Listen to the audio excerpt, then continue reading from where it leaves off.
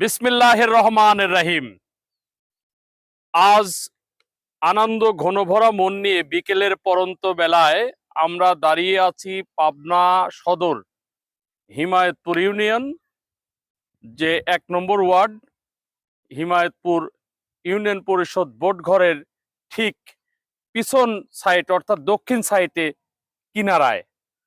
আপনারা দেখতে পাচ্ছেন যে আমাদের এই পিছনে যে একটা নদী, এই নদীটা এই হিমায়তপুর ইউনিয়নের শিবরামপুর যে ৯ নং ওয়ার্ড শহর রক্ষা বাঁধের ওখানে একটা সুইচ গেট আছে।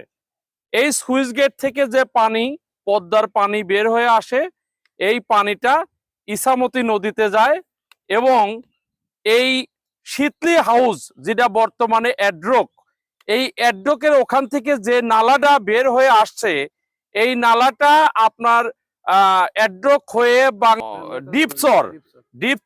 ডিপচর থেকে আপনার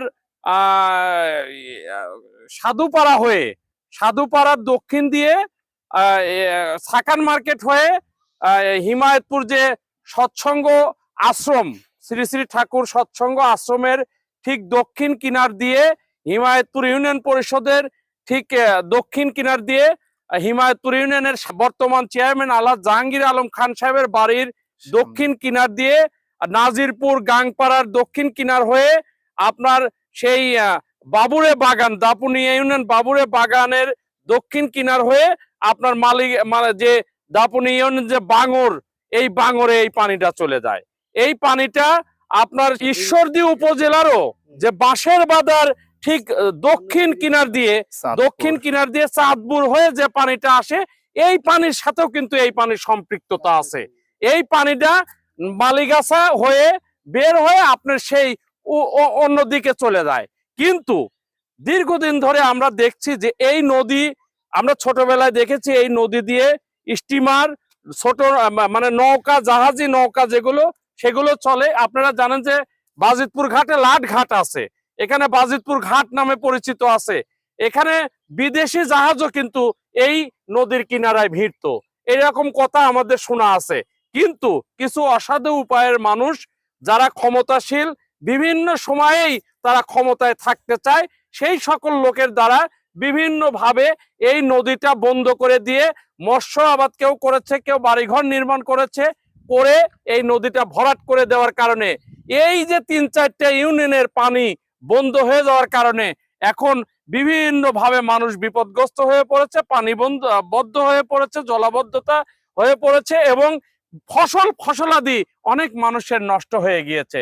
যার কারণে অল্প বৃষ্টি হলেই কৃষি জমি তলিয়ে যায় এবং ফসল নষ্ট হয়ে যাওয়ার কারণে মানুষ বিপাকে পড়েছে। আমরা সরকারের দৃষ্টি আকর্ষণ রাখবো যে বরেন্দ্র অফিস রয়েছে, এডিবি রয়েছে, পানি উন্নয়ন বোর্ড রয়েছে, বিভিন্ন যে অফিস আদালত রয়েছে, তাদের মাধ্যমে নদী খননের ব্যবস্থাপনা বাংলাদেশে রয়েছে। কিন্তু আমরা দুঃখজনক যে এই পাবনা সদরে নদী খনন তো দূরে থাক, এরা অন্যান্য উপজেলায় যায় নদী খনন করে, অথচ আমাদের পাবনা এগুলো চোখে দেখে না।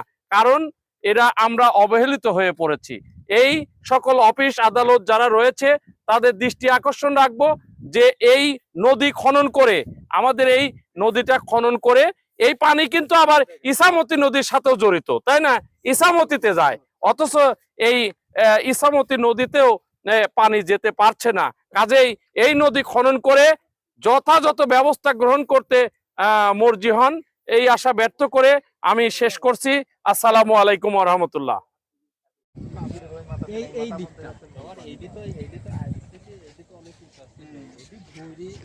অতদূর পানি কোনোদিন উঠবে না। ৩-৪টি বাবলা গাছ ছিল, বাবলা গাছের গোড়া সব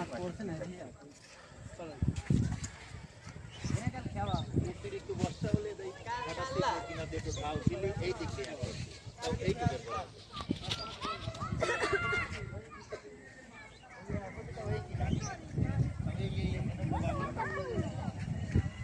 দিয়ে তোলেন, জেলে গেল।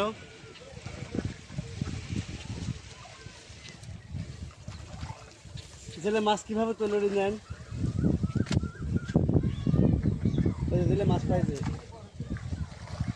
চুরি করা মাছ।